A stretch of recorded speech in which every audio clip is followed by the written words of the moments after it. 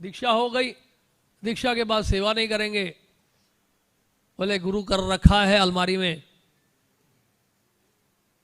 उसके बाद गुरु से कोई संबंध ही नहीं रहा, मैं दीक्षित हूं। तुम्हारे सोले तो भक्ति माधुर्य गोविंद महाराज बड़ा अच्छा बताते थे। वो कहते हैं दीक्षित होना और शिष्य होना दोनों में बड़ा अंतर है। कई ऐसे भक्त हैं जो बिना दीक्षा के शिष्य बन गए, और कई ऐसे भी हैं जो दीक्षित होने के बाद भी शिष्य नहीं बने। लेकिन ऐसे भक्त जो हैं बड़े ही दुर्लभ हैं, जो दीक्षित भी हैं और शिष्य भी हैं। ऐसे एक भक्त थे जो दीक्षित नहीं थे, लेकिन वो शिष्य थे प्रभुपाद जी के। बॉम्बे में जुहू टेम्पल जब बन रहा था, उनका नाम था पीएल सेठी, बिल्डर थे वो। मंदिर बन रहा था, कई लोगों ने आक्रमण किया, रात को सैकड़ों लोग आ गए मंदिर तोड़ने के लिए लाठी लेकर, बहुत सारे अस्त्र शस्त्र लेकर। फिर सेठी जी अपने लड़के के साथ खड़े जाते, रात को पहरा देते, उनके हाथ में बंदूक होती, उन्होंने हवा में ही गोली चला दी, गोली चला, क्षत्रिय टाइप के थे वो, सब भाग गए। वो मंदिर तोड़ने के लिए आ गए थे। सेठी जी सुरक्षा कर रहे थे, मंदिर कंस्ट्रक्शन भी करवा रहे थे। तो एक बार सेठी जी ने देखा कि उस समय जंगल था वहां पे जुहू में, कोई वहां आसपास कोई घर इतने थे नहीं, वीरान इलाका था। तो सेठी जी ने सोचा कि ये भक्त लोग इन पेड़ों के बीच में इधर उधर रह रहे हैं, मोटे मोटे मच्छर जो हेलीकॉप्टर के साइज के हैं डंक मार रहे हैं और खून चूस रहे हैं। गर्ग मुनि प्रभु जब पहली बार आए थे मुंबई, तो जुहू पहुंचे थे, अमेरिका से आए थे, और उनको लगा इस्कॉन का बहुत बड़ा टेम्पल होगा इंडिया में। बोर्ड भी लगा था international society for Krishna consciousness. उन्होंने कहा कि मंदिर कहाँ है, उन्होंने कहा आगे है। अच्छा, इस वृक्षों के बाद मंदिर आएगा। तो चलते गए, देखा राधा रास बिहारी टिन के शेड में है। वो देखे, बोलते यहाँ रहेंगे कहाँ, और यहीं रहना होगा आसपास। अभी मंदिर का निर्माण चल रहा है। इस वक्त तमाल कृष्ण गोस्वामी महाराज बोले श्रील प्रभुपाद से, प्रभुपाद हम सब अमेरिका से हैं, ये तो बहुत तपस्या है यहाँ मोटे मोटे मच्छर डंग मारते हैं, बड़ा मुश्किल है हमारे लिए रहना। प्रभुपाद जी ने कहा क्या आप लोग शुद्ध नहीं होना चाहते हैं? प्रभुपाद जी ने बहुत तपस्या कराया भक्तों से, और उन्होंने तपस्या की, तभी आज हम यहाँ बैठे हैं सुरक्षित होकर। तो सेठी जी ने देखा भक्त लोग बेचारे बहुत कष्ट में हैं, प्रभुपाद जी के पास गए। उन्होंने कहा कि वो गुरु जी बोलते थे प्रभुपाद को, उन्होंने कहा गुरु जी मैं देख रहा हूँ कि भक्त लोग जो हैं बहुत ही कष्ट में हैं, बहुत तपस्या करनी पड़ रही है उनको। ये बिल्डिंग जो बना रहा हूँ उसमें एक फ्लोर में ऐड करना चाहता हूँ केवल भक्तों के लिए, ताकि ठीक से रह पाए, छत हो, कमरा हो। सर्दी गर्मी बरसात बहुत होती है बॉम्बे में, जुहू में, वहाँ बरसात, समुद्र का किनारा है, समुद्र का इलाका है।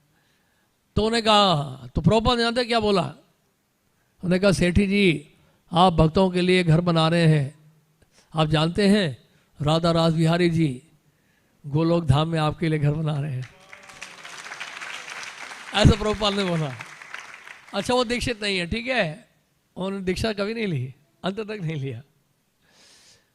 तो सेठी ने कहा कि गुरु जी मैं कहाँ जाने वाला हूँ धाम, मैं तो बहुत पापी व्यक्ति हूँ, दिन भर लगा रहता हूँ ये कंस्ट्रक्शन में, सांसारिक लोगों से मिलना जुलना उठना बैठना होता है। सेठी जी से उनसे मिलती जुलती घटनाएं जो हैं, यानी कि उनसे जो घटनाएं हैं उनसे संबंधित बहुत सारी घटनाएं हैं, लेकिन वो सब मैं नहीं बता रहा, लेकिन इतना ही बता रहा। तो सेठी जी से कहा प्रभुपाद जी ने, प्रभुपाद जानते थे क्या बोलते थे, सुनिए ध्यान से। प्रभुपाद ने कहा इसकी चिंता आप मत करो, this is not your responsibility, I will make sure that you will go back to Krishna.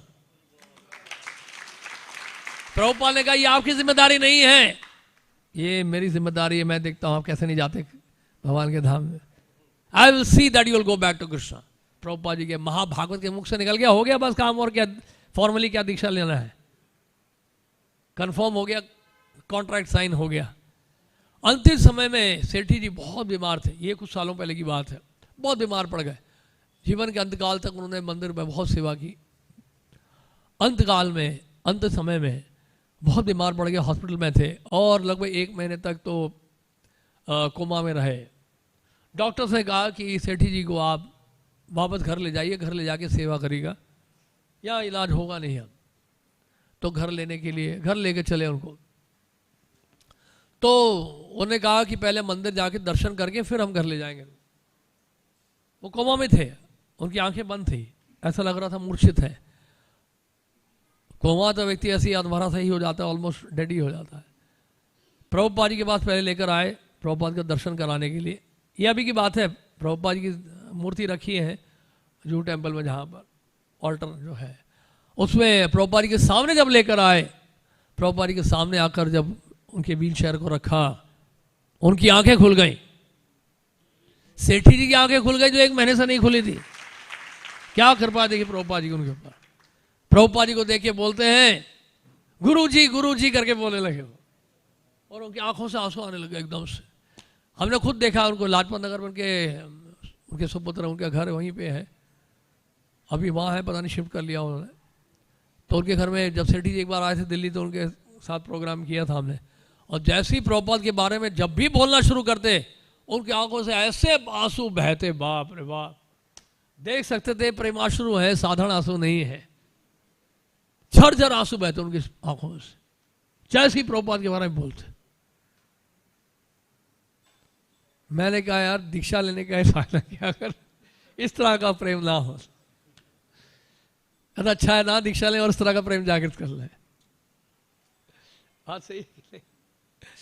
तो सेठी जी को इस तरह से आशीर्वाद मिला प्रभुपाद जी का अंतिम समय है। और इसके कुछ ही समय बाद उन्होंने शरीर छोड़ दिया, त्याग दिया, प्रभुपाद जी का दर्शन करते हुए अंतिम समय में। तो कहने का मतलब है, मैं ये बताना चाह रहा था कि गुरु के पास वो पावर होता है, वो शक्ति होती है शिष्य को धाम ले जाने की। शिष्य को केवल समर्पण करना है बस। समर्पण का मतलब क्या होता है, प्रश्न ये उठता है। समर्पण का मतलब यह है मनसा वाचा कर्मणा, और कोई सेवा नहीं है भगवत सेवा के अलावा। मेरे जीवन का एक ही एजेंडा है, कृष्ण की सेवा करना और गुरु को खुश करना। इसका मतलब कि हम समर्पित हो गए, समर्पित हो गए सेवा में तत्परता से लगने के लिए। अब एक क्षण भी मैं इंद्र तृप्ति में नहीं लगाऊंगा। बहुत कठिन है ये। जब से ये मोबाइल फोन आया है, समर्पण कम होता जा रहा है सबका, इसलिए समर्पण वहां हो रहा है। लोग फंसे हुए हैं यूट्यूब में। भक्त भी उंगली का उपयोग बीड बैग से बाहर, अभी मत करिए, जब उंगली का उपयोग बीड बैग से बाहर निकालते हैं हम लोग व्हाट्सएप स्क्रॉल करने के लिए, बड़ी दुख की बात। तो इस तरह से मन भटकता है, फिर हमारा सांसारिक आकर्षण बढ़ेगा। फिर साधक को बड़ा सचेत रहना है। व्यवसायत्मिका बुद्धि एक है गुरु नंदना, बहुशाखा अनंताशा बुद्धयो व्यवसायी नाम। विश्वनाथ जी ठाकुर लिख रहे हैं कि प्रभुपाद जी ने पढ़ा ये टीका, प्रभुपाद ने जब पढ़ा तो प्रभुपाद हैरान हो गए कि विश्वनाथ जी ठाकुर क्या कह रहे हैं। वो ये कह रहे हैं कि जिस तरह से हमें अपना देह जो है, देह से आसक्त होते हैं हम लोग। अपना देह हमें कितना प्रिय है, सबको प्रिय है कि नहीं प्रिय है अपना देह? ठीक से बैठिए। अपना देह सबको प्रिय है। तो जितनी आसक्ति हमारी है अपने देह से, अपने शरीर से, उतनी आसक्ति शिष्य को अपने गुरु की सेवा से होनी चाहिए। गुरु की आज्ञा का पालन करने के लिए उतनी ही आसक्ति, उतनी ही अरति होनी चाहिए। ये तो हमें आसक्ति हमारे शरीर से।